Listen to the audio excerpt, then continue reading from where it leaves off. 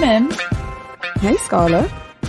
Welcome back, guys. You're listening to Style Over Substance. We're just two friends talking about our experiences working inside the fashion industry and also our observations from outside the fashion industry.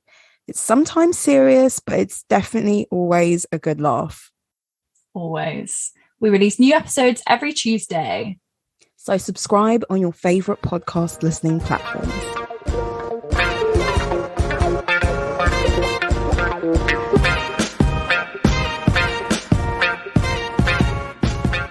So I got my hair done today.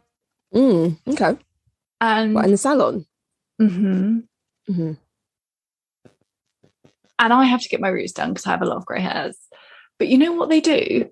So this is not very... Can't really see from here. Oh yeah, there's a big one. It's on my forehead. They just like leave stains of like the hair stuff. I just think, surely that's not supposed to do that. Hairdressing 101, surely. Yeah, I thought that was don't part leave of the a stain on my service. face. Luckily, I'm not going anywhere or having to do anything. But that wouldn't even be covered by makeup. Yes, I like to bronze myself, but not that highly. So yeah. How much did it cost for them to leave stains on your face? Too much money. Yeah. Too much money. But like the irony is the stains aren't on my centre parting. So why are they on my face? You know what? I'd rather them be on my face than my centre parting. That's true. Yeah. But I don't know. I just really struggle with like, I definitely need to get better at being like, should we remove that? Can we just do your job a little better? Can we? But like, no matter where I've been, it seems to be what they slack on. And it just really grinds my buttons. Yeah. God, yeah. I wouldn't be too happy. I'd be embarrassed if you'd like wash someone's hair. Though. Huh? I thought you were keeping your greys. I was going to. And then because I was like, I've got quite a few now. And I was like, you know what? I'm just going to have to brace them at some point. And then I saw a picture of myself. And I was like, I'm not accepting that. I'm not accepting that just yet. I like them. You don't have as many as I do. No, I'm talking about yours. I like your greys. Well, they're so distinguished. I don't mind them too much, but the problem I find is I forget how many I've got. And if I tie my hair up, my biggest culprit is sort of like, if I tie my hair up, then you just suddenly see like Pandora's box of grey hairs. Awful analogy. And I sort of forget that they're there. But I'm really looking forward to the day, and I don't think it's too far off where like they become part of my appearance. I just think I need to find a man and feel secure before I let myself become the OAP I was always meant to be. I just need someone to love me first before oh my God. I embrace my inner 90-year-old. I respect the tactics, but I do think I need to lure them in with false pretenses. Oh, stop. I think if you want to one day be that older woman who has luscious grey locks, then you can't dye them. You can't one day be like, I'm ready to embrace them, and then just stop dyeing your hair. Yeah, no. I'm very aware of that, and I don't want to be the box dye lady where she gets like the lines that just, I want it to be natural. I want it to kind of flow. Okay. I'm very prepared for it. I just feel like 30 is quite young to have as many as I do. And some people are cool with it, some people aren't. And I just think I'll revisit it again in like a year or two. Yeah. I think the key to having a full head of grey hair when you're older is to start growing them young. I agree. And I don't think you should pluck them out. It just helps them grow out wily anyway. Is it? Well, because then like if you pluck out a hair, then it starts growing, and so like to begin with it's also just growing like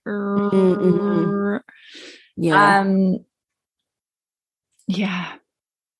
but I do feel a little lease of life that my hair looks youthful. No, it looks great. It looks good. Thanks. Yeah. But it is mad, isn't it, how much we pay for stuff like that? Yeah, I mean, grooming is expensive. Like I was talking to you before, I was thinking about getting my nails done, my acrylics done again, just because it's like it's summer and I really like acrylics. I like the way they look. I like all the designs people get, but it is high maintenance. It's high maintenance. And you know what? My salon doesn't even do nail art. So I don't even get the perk of that. The most they do is like a color tip. But yeah, they don't do nail art. I think you need to get out of Surrey. I know, but I'm not going to go all like. I know. I need to. My thought process there was I'm not going to go into London to get them done, because if I'm in London, I'm normally there for an occasion and I want my nails to look nice. Yeah. I think there must be some maybe like stains. There must be like a. What was that face? That's what you need to be. You need to be, with the normal people. That's where you get the good nail art. Oh, yeah, I need to find somewhere good. Yeah. I just think it's fun. I think it's I just love good nails. Yeah. I'm just thinking about typing and the ongoing cost of having acrylics. Yeah. So yeah. It's like, oh my God. Do you know Erica Jane? Sorry? Do you know Erica Jane? Oh yeah. We spoke about it's her. Expensive to be me. Yeah. Seriously, it is. And it was very expensive to be her. But I would also say, like, my hair, I haven't had it done for 6 months. I try and be as low maintenance as I can be. I'll do my nails maybe once a month maximum. Like, it's normally for a special occasion. I'll do like stuff in between and do them myself. But I just do like the stuff. All the things. Yeah. Oh well.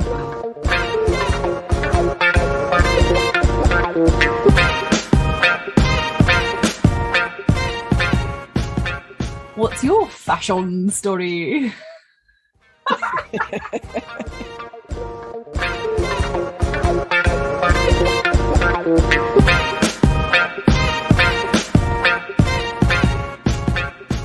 Okay, so my fashion story is about Kendrick Lamar. He's been off the scene for he's been off the scene for a while, but he's got a new album. My fashion story is not about his album, obviously, but it is not a very good album. I will say that. A lot of potential. Is it not? But no, you know what it is? You know, when a new artist comes out, their first album, like you can tell there's like a lot of thought. They've got something to prove. They're coming out with like something really fresh. So it's just their life's work. Yeah, exactly. It's their opus magnus or something.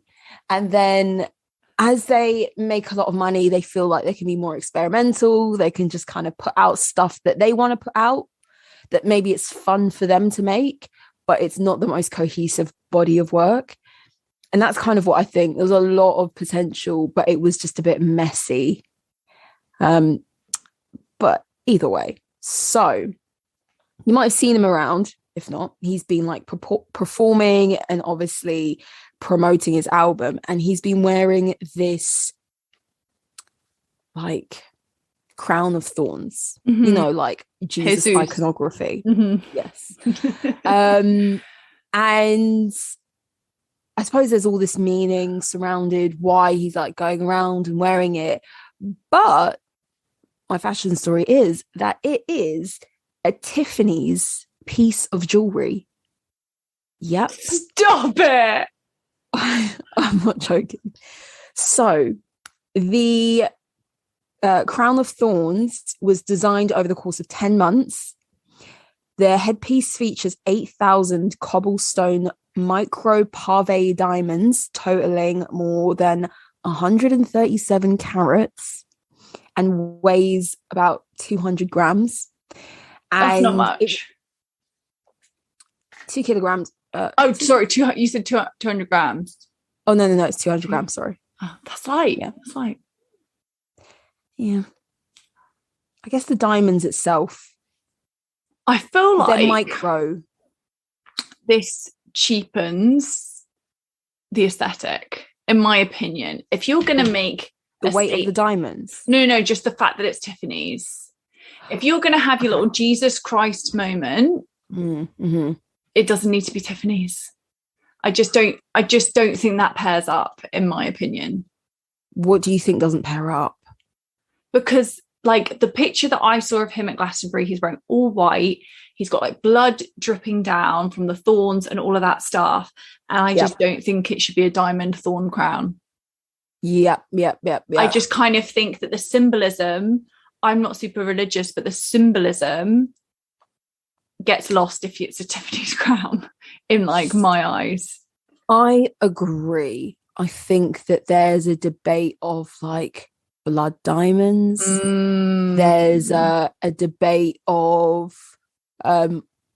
obviously Jesus was a figure of very little personal possessions, so to have something as expensive as a Tiffany's designed diamond encrusted crown, again, yeah, I get what you mean, it kind of goes against that imagery, but he did kind of have an explanation to it.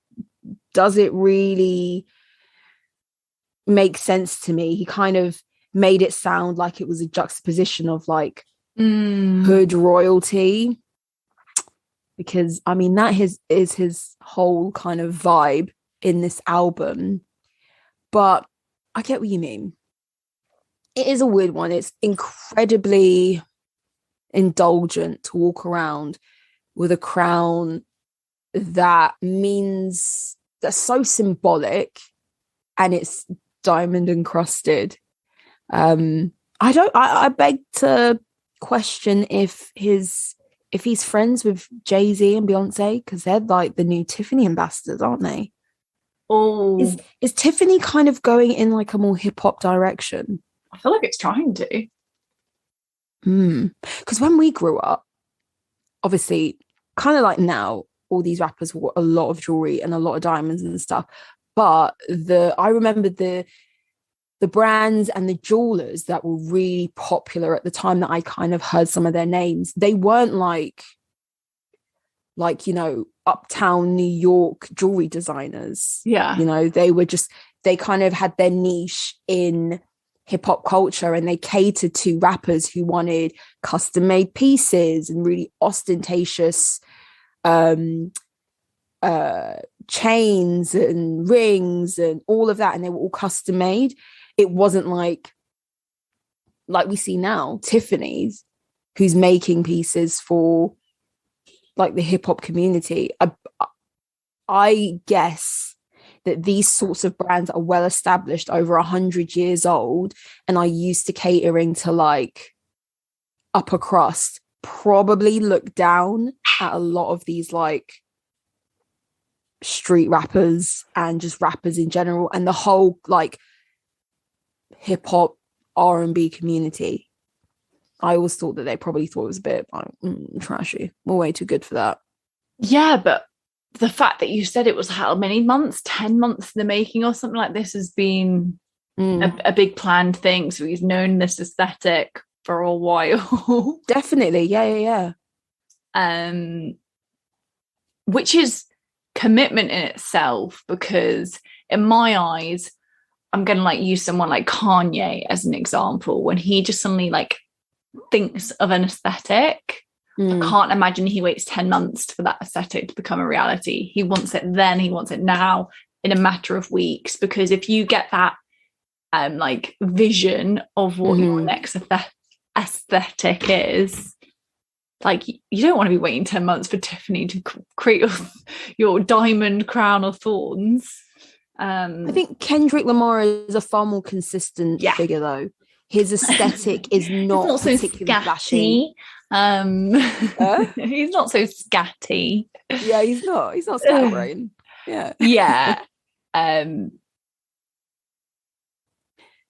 So yeah, I thought it was just crazy. And when I read that it was Tiffany's, you can just imagine that he's got to have like his normal bodyguard, but then like a Tiffany rep to make sure that at the end of every performance, it goes back in its box, the box. It goes back into the safe, you know? You and cannot like, just be... Imagine, yeah. And I just saw a picture, but it didn't look like it was worth a bodyguard, you know? I didn't even realise it was diamond. Yeah. Neither did I. Interesting. Very symbolic and poignant. Yours. What is your fashion story, though? So my fashion story is, I think this is a few weeks old, but it's only just grabbed my attention. That Shein, is that how we say it, Shein? Yeah, because it used to be called She Inside, I think. Okay. So I believe Shein pledged 15 million to basically like counteract their fast fashion impact. What is 15 million gonna do? Let me find like the exact terminology here, because I feel like that's... We can just edit out that bit. Yeah. Fast fashion giant Shein pledges 15 mil for textile waste workers in Ghana. So my initial reaction to that is, don't do fast fashion in the first place. Like, why are you spending 15 mil to counteract essentially what you're doing? Because it's for like the waste, it's for whatever, it's for the workers. Don't do it. Yeah. Like, that makes me think... literally like me going, I'm creating the most fatty, indulgent snack there ever was. Kids are going to get addicted to it. It's going to be in every supermarket, but I'm then going to pledge 15 million pounds for childhood obesity. Yeah, I know. It's dumb, but that's the thing. Like, this is these fashion, though. Like, this is fast fashion to a T. These companies make so much money off of being the problem that they're not out here really trying to solve the problem, because that would hurt their pockets. They're here to appear to be solving the issue. Many of our listeners, I don't know if you guys know, but in a lot of Western countries, a lot of our recycling gets shipped over to other countries to either be burnt or recycled, or sometimes our donated clothing gets, sold by charities to then be sold on in markets in poorer countries. So that's the first thing that kind of popped into my mind. Like, is it going to Ghana because that's where a lot of kind of garment waste ends up? And then my second thought was 15 million is not a lot of money for Shein. I listened, I think it was a podcast or a video or something, and they upload like 6,000 new items on their site every day. It was... Well, because their product range is vast. Exactly. And so if you think it's not just clothes, it's like stickers, it's homeware, it's like random shit, Exactly. So that kind of gives you a scale of how big Shein is and how big their offering is and how much shit they sell if they're uploading thousands of new products on their website each and every day. So again, 15 million just don't seem to cut it for me. You're right in saying like they should just not be making this shit to begin with. Yeah, and actually considering clothes isn't the only thing they do, right? So I know that's probably where Shein gets its notability or notoriety, but it also sells like stickers, it sells like pen pots, stationery, I think it sells maybe home stuff, it sells all manner of sins. So for it to just sort of pigeonhole or select fast fashion as its thing that it will contribute back to is also kind of wild. It's an attempt at greenwashing, isn't it? Because fast fashion is often quoted as being like the second biggest pollutant in the world, as a result of our massive consumption of clothing and our massive spending habits when it comes to clothing, that it appears to be good if you're going to say, well, we're going to tackle our impact within fast fashion and let's forget about all the other stuff that we do. Yeah, for sure. And I guess, like you said, fast fashion is probably the most like headliney thing they do. So that's them probably just trying to cover up, I guess, the rest of it. But so what are they going to do? What are they doing with the money exactly? They're just giving it to people in Ghana? It's a pledge. It's a pledge. Like, are you having a laugh?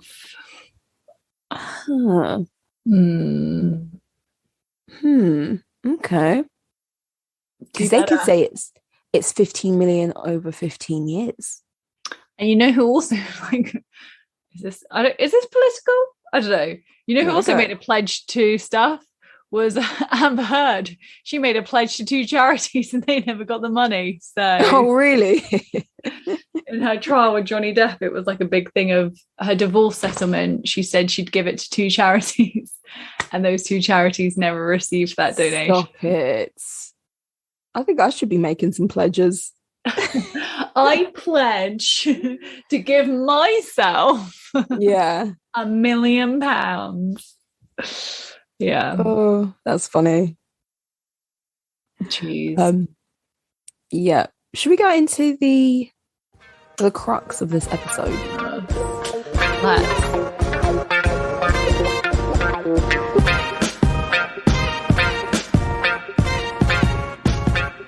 We interrupt this broadcast to say, go follow us on Instagram. Our handle is @StyleOverSubstancePod. There you'll find our weekly fashion topics, all the stuff that we discuss in each episode, and our polls. Or reach out to us at styleoversubstancepodcast@gmail.com for new suggestions of topic discussions, or even to share your own fashion stories.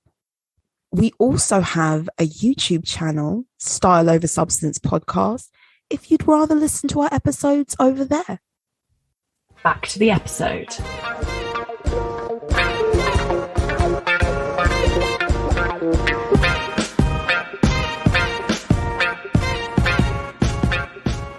So we realised we've talked a hell of a lot about designer clothing, designer fashion, all things designer.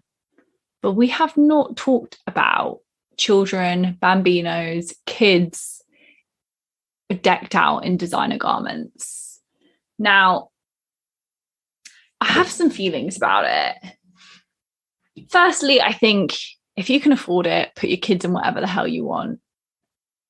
But I think equally, it feels very dystopian to be putting a baby in like an £800 garment that they can only be in for like a week or 2 or a year, or like 6 months or a year. It just feels very indulgent. Like, we accept it for us. We tend to invest in that stuff when we're adults, when we hope to only sort of be in a certain size range for the rest of our lives. Granted, other things happen, things don't always fit. But we invest in stuff with the hope that they will last forever. But to invest in something with the knowledge that it can't, I feel like is a whole nother maybe level of wealth or level of indulgence that we haven't quite explored yet. That's so true. Oh my God, definitely. It is weird. Especially, I agree with you in that, it's your money, you do what you want with your money. But at the same time, like, there is such a thing as having more money than sense. And I was just perusing Harrods children's section and just Googling designer kids wear, like Givenchy children's wear, and obviously Versace and that. And I mean, anyone listening, if you really must, they're all on sale at the moment, so go ahead, get the like it's a summer sale. Yeah, it's a summer sale. Because God forbid you would ever have your kid in last season's clothing. I feel the same way about designer children's wear as I do about really lavish first birthdays for children. And it's like, it's more for the parents and it's more for the guests, the people seeing your kids in like a Versace. Your baby doesn't know what it's been sick on. Yeah. And kids are kids. And I think that if you put them in something that's really expensive, and this can happen whether you're filthy rich or whether you are regular and you just want to overly spoil your children, like, children are going to get up, run about, roll in the grass, fall over things, as they should. Like, that's what they're meant to do, is just like run around and exert themselves and get messy when they're, children. And I would hate to think that people are putting their children in these £400 outfits, £500 outfits, trainers that are £300 a pop, and being like, no, don't do that. Don't do this. Don't do that. Get up off the grass, like, don't roll around in that. Don't get on the swings, because they're in an outfit which costs their parents like £1,000. Yeah. I think you have to be prepared that if you're willing to part with that cash, to remember who you're putting it on, to remember that it's your kid, to remember that, like, if your kid is a toddler or older, it's going to want to run around. There's going to be grass stains. It's going to be this. If your kid's still in nappies, there might be a poo explosion. There might be, whatever. I just think you have to remember who's wearing the garment, and to be prepared for that. And it's for posing, really, isn't it? Like, what else does it really fill your soul with to see your kid in like a Burberry onesie? It's for other people to see it. It's for whatever. And that's fine. But that's the thing, like, when I can only speak for myself, but when I was younger and we used to either go to church when it was like Christmas or like midnight mass, or like something important was going on at church, or it was someone's wedding, and like my mum used to buy us like proper dressed up dresses, and we used to go to the hair salon and get our hair done. And put in like a bun with like ringlets. Yes! Like all of that. You can imagine the imagery. That was my early childhood. And it was like, okay, I didn't grow up wearing designer stuff. I was had a very normal upbringing. Regular, my favourite phrase you've ever come out with. Well, to be honest, it's from Cardi B, I think. I just love that phrase, regular. I just remember, like, on those occasions where we were wearing something nice, it's like, oh, get up off the floor. Do you know what I mean? Like, what are you doing? Like, this is brand new sort of thing. There was that like tense, that was that apprehension from my mum. So even though she's not like in any other day or occasion, not like that in any other forum. Like, like my school uniform or something, like, don't fuck it up, you've got to wear this again. So I think that parents, how it is, like, parents think they're going to be balanced and fair and, have the level-headedness to be like, oh, you know what, I can afford it, do whatever, I just want them to look cute. But really, inside, I struggle to think that they're going to dress their kids in head to toe Givenchy and just think it's okay. Like, they're just going to throw it in the washing machine at the end of the day, and it's going to be that's dry clean only. Oh my God.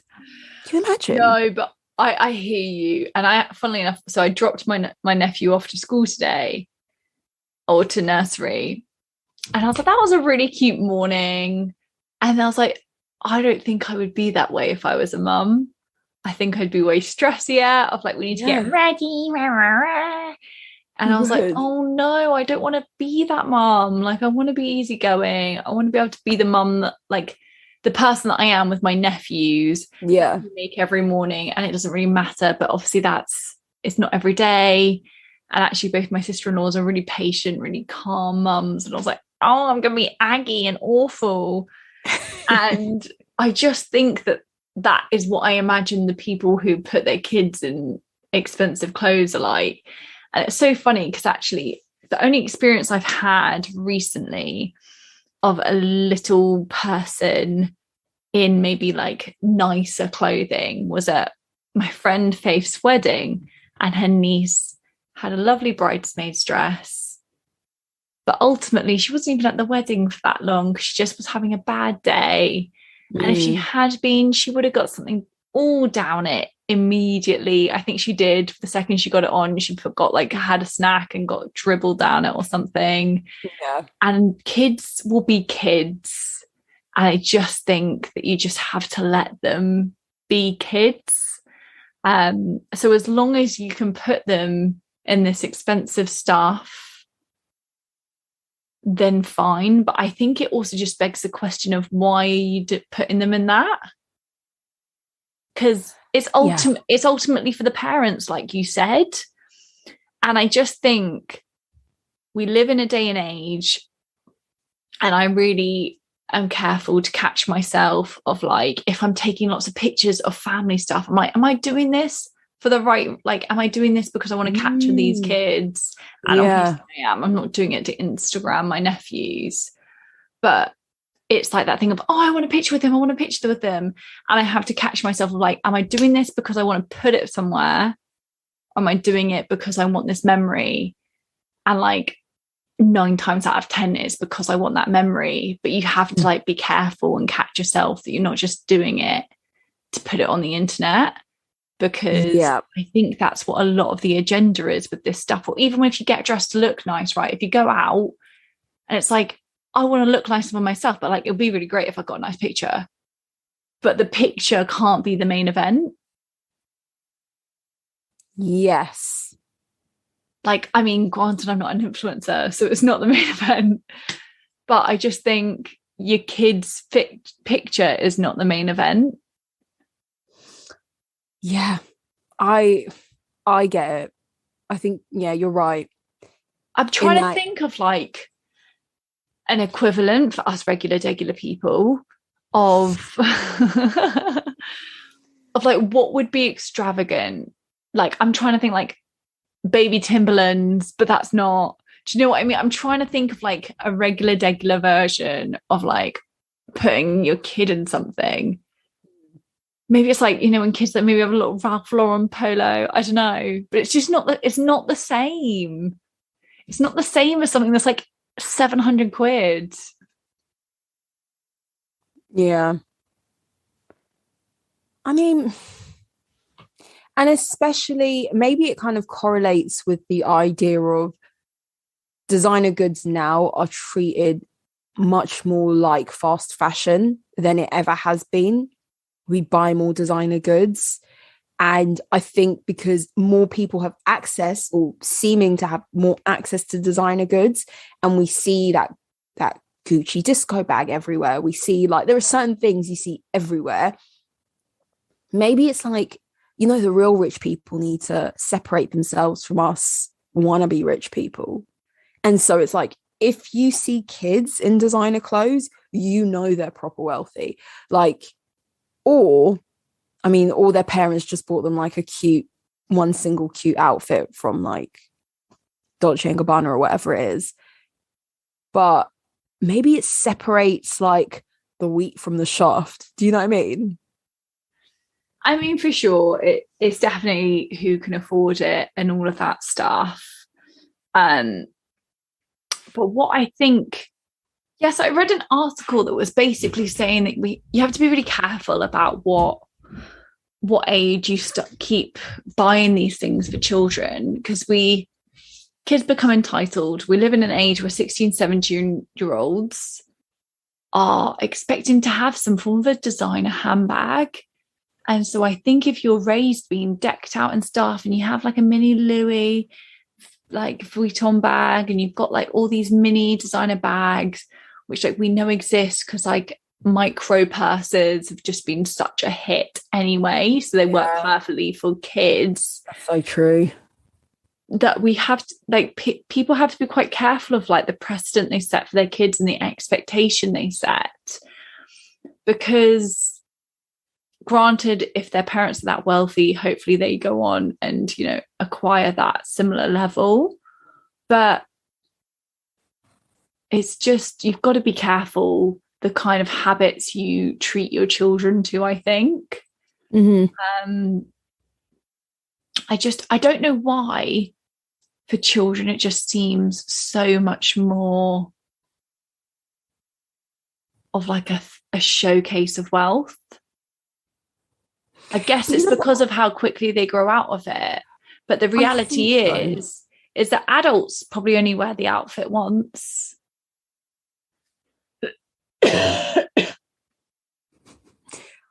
I think also there's something unique between having kids wear, which is Gucci, Prada, Givenchy, Balmain, and children's brands that have always existed for super wealthy people that are just as expensive, but we don't know the names. We don't know those labels. They just have like really small boutiques in Chelsea and, you know, and in parts of Oxfordshire and places that people have always bought into these really high ticket items for their children.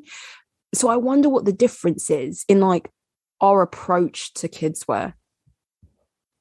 I think that's so true, because actually you spoke about this maybe last episode, that your mum used to like to buy from, I can't think of the place now. Was it Marnie? Were you asking me about Marnie?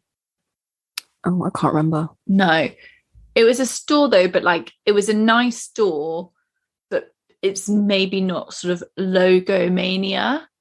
And I think there's sort of like a silent classiness. That was a Hobbs. No, it wasn't Hobbs, but it was similar. But there's like a silent, like, I'm investing in something, but I'm not doing it to show. I just want this kind of for myself, an unknown, unnamed brand. And like, this is what's always prevented me from getting the Gucci belt or whatever, because realistically, we can all save up to get that. But I don't like what it represents. I really don't like the kind of conformity, the logo thing, and having like obviously worked in fashion like that. I know you just slap a logo on everything because it sells and that's the right thing to do. I'm a sucker for a logo. I'm a sucker for a monogram print though, I have to admit. Would you own the Gucci belt? Oh, no. But that's just because I don't wear belts with, like, I wouldn't buy an Hermes belt because it's got an H on it. I wouldn't buy a Gucci one because it's got a G on it. I think it dates. And it's just not my style. I think so. I think, obviously I think bags are maybe more timeless, but I really, really struggle with all that stuff. I do think there's a time and a place. And like you said, like, I think it dates, it becomes a thing. But I also just think sometimes logoless, and I've worked for brands before that don't want to put a logo anywhere, and they try and use design aesthetic as their sort of selling point. And I find that maybe that's because that was one of my first design jobs, but I find that still really alluring, that I can know, you know what, like, this is a nicely made coat, or this is a nicely made jacket, and I know that, and if someone wants to feel it or like whatever, they'll appreciate that. But otherwise it's not showy. And I've just chosen to do that for myself, just to have a nice item.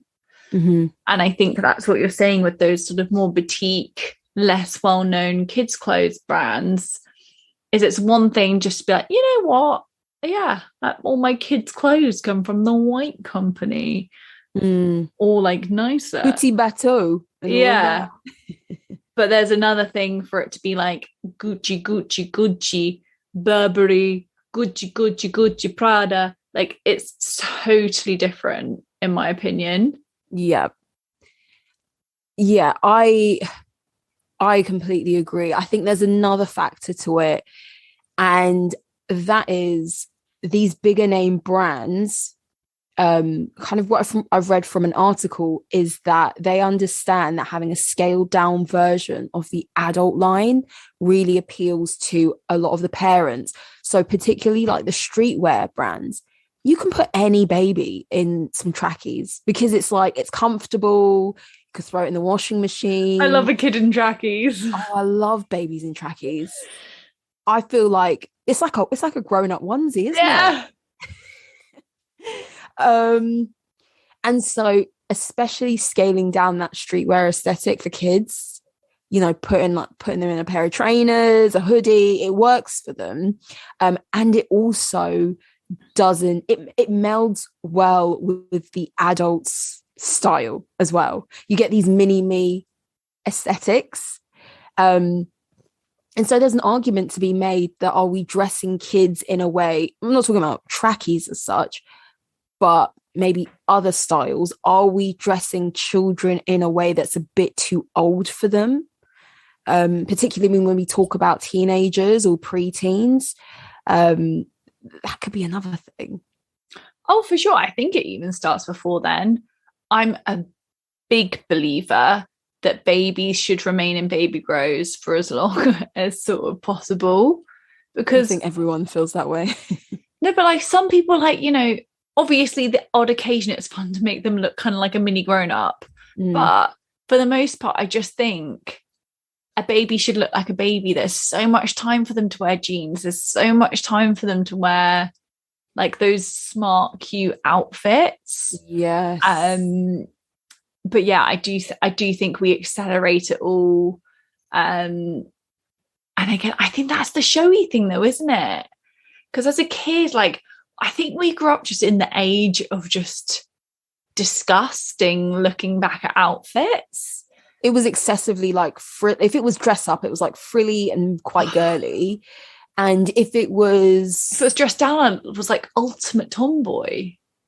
Not just that, there was a phase of like crop tops, and that was scandalous. Yeah. You know?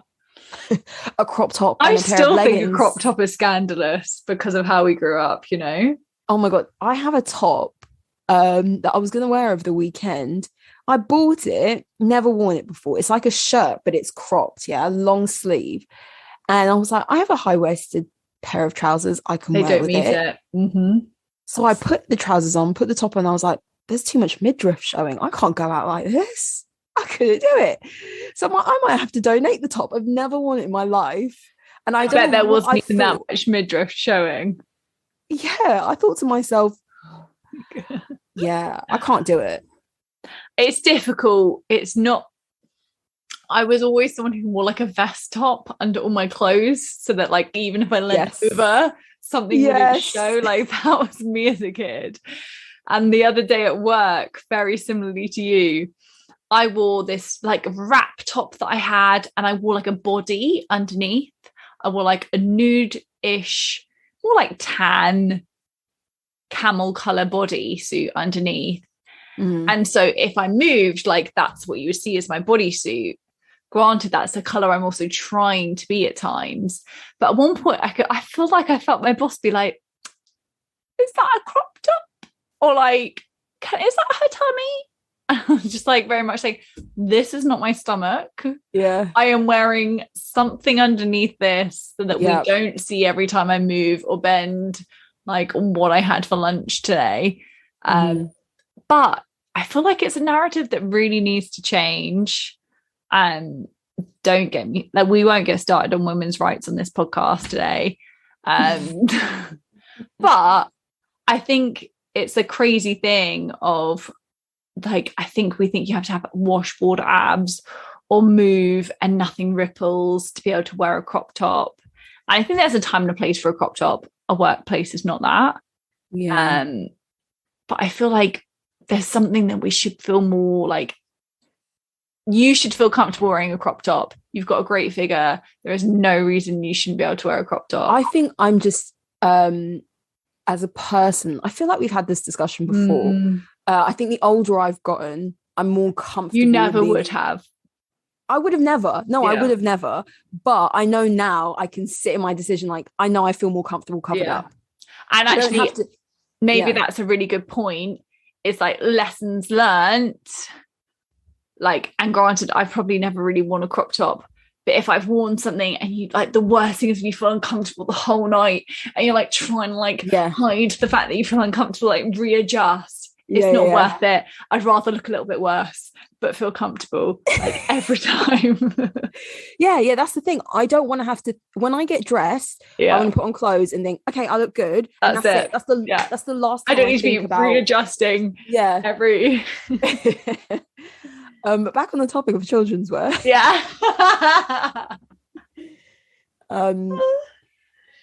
There is this discussion of, are kids dressed too adulty? Are we cutting short their childhood because we're dressing them like little adults and expecting them to act like little adults? There's a whole massive discussion around it. And I think that plays into the, why on earth would you spend hundreds of pounds or hundreds of dollars on designer stuff for your kid? Yeah, it's like, I would not encourage any normal person, even if you're on a good salary, to spend that sort of money on clothing for your kid. I saw on the Times, they have a segment called Money Mental, and they had an article of how much it costs you to raise a child from birth or like prenatal to the age of 18. And it comes in at about just over 200 grand, like £202,000. And that is not even including someone who might go to a private nursery or private schooling, or, you know, who raised their child in a lot of extracurriculars, or piano lessons and all of that stuff. Like, it's just kind of like the average, you know, the average for the UK is basically what they said. And that comes in at 900 and just over £900 a month, £940 a month. Isn't that insane? If you put it like £900 a month, it really kind of hits home. Dude. So if you're going to spend that budget on a £400 t-shirt, that literally you could get a bedazzler and do yourself and just like write Givenchy across a black t-shirt. The message of this episode, and any episode, is ultimately get a bedazzler. I mean, the amount of times I've mentioned bedazzlers. It's because you are your mother's daughter. You know what? When I say bedazzler, I think of my childhood. And that is just that. I'm not surprised. It's a comforting word. So it's insane as it is. You have to be comfortable in kind of throwing that money out the window and being like, I don't need to put that money in an ISA for my child. You know? Yeah, I think you have to have obscene money for it to make sense. And then I don't know, I think also it's, for me, I don't know if I'm getting too like environmental, but I think it's just, and it's a money-making thing or whatever, but I just feel like it doesn't make sense environmentally for these brands to have like children's wear. Oh, you know what? I just feel like that's asking for landfill. Oh, so again, in preparation for this episode, there was a website and I think their whole thing is about, it's called Luxury Lifestyle Mag. So you know where they're going with this. And their article was why you should invest. They use the word invest, why you should invest in designer clothes for your children. And one of their arguments was the environmental impact. They said essentially that fast fashion, they said that fast fashion doesn't wear as well, doesn't last as long. Like, you put it in the washing machine, it pretty much like disintegrates or is out of shape. It doesn't hold up as well, and we go through that clothes so quickly. And I was like, well, isn't that just not growing out of stuff?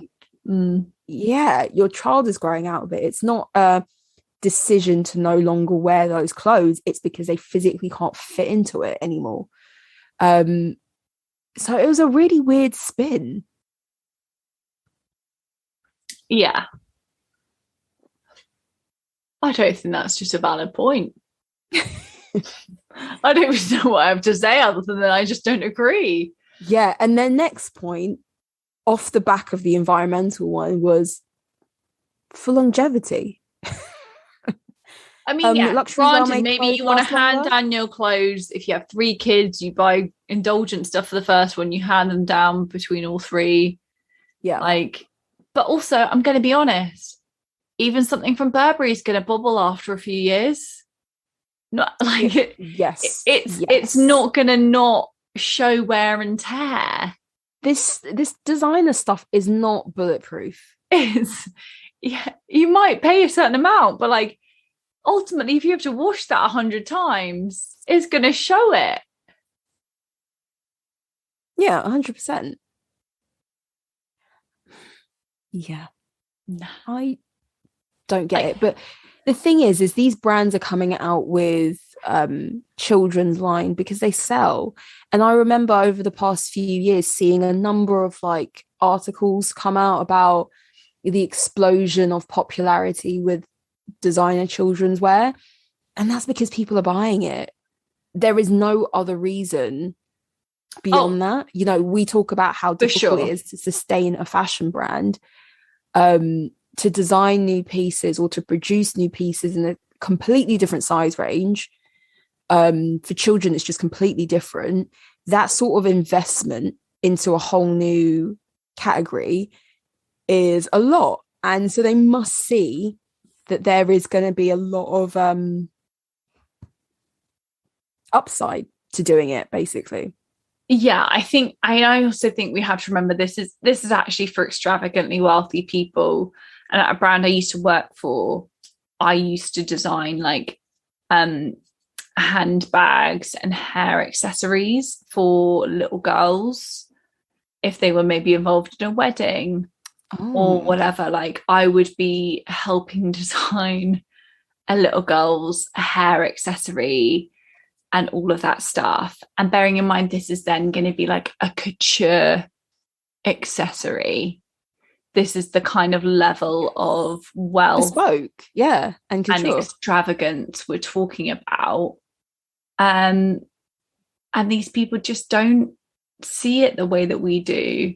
And that's kind of fine, I guess. But I just also am like, but a kid is going to be sick or it's going to dribble, or it's going to do whatever it needs to do. Some days your kid is well, someday your kid isn't. And kids don't know when it's a special occasion. Do you know what I mean? Like, a colleague of mine recently moved house, and he was like, the evening we moved house, my kid had a tantrum for 3 hours solid. Like, kids just march to their own drum. Yeah. And you just, whether you buy them that stuff or not, like that stuff will still happen. They will tantrum whether they're wearing Gucci or not. And I just think that it feels really obscene. I totally understand why the market does it. I totally understand that it's money making. And it's a whole business in itself. But it does feel mad. Yeah. So what's this week's poll? So I don't know, because is this rude? I feel like our listenership aren't multimillionaires. So I'm sort of like, I don't think asking if you would buy it for your kid is relevant. But then if someone gifted you something, I think there's nothing wrong in putting your kid in something like, I don't know, do you know what I'm trying to say? Like, yeah. Is the question of would you buy your kid designer clothes is almost like it's a non-issue, isn't it? Because we're not out here. We're regular. Yeah. But it could, like, broad strokes, like, what's your view on designer children's wear? If you were a multimillionaire, would you do it? Would you be buying the more contemporary style clothes, or are you putting your little boy in them like little shorts and suspenders and those knee-high socks? I think those are adorable. You're not the biggest fan of the royals, but you like the way they dress their children. Yeah, they're cute. They are. Yeah. I have to admit. The children off limits. They're all great kids, seemingly. And you know what? I think that might be a thing as well, is that kids tend to be off limits. We don't really judge children, and we obviously judge the parents because they're buying the clothing. Yes. And you know what it says to me? If you're spending that much on clothing for your kid, you're like, you've already spent enough on yourself. Yeah, because essentially it's like there's probably no one out there who's buying their kids all this designer and they've not been buying themselves designer. Yeah, like you've done your designer shop and you're done. So now. Yes. I don't. So what's our poll? If you were filthy rich, would you be buying it also? Is it a waste at any economic level? Yeah. Or is it just wasteful because you're poor? I think that's a good question. Is it a waste at any economic level? Or can you justify it when you're filthy? When you're filthy, Rich. Yeah. Yeah. Cool. I guess that's it.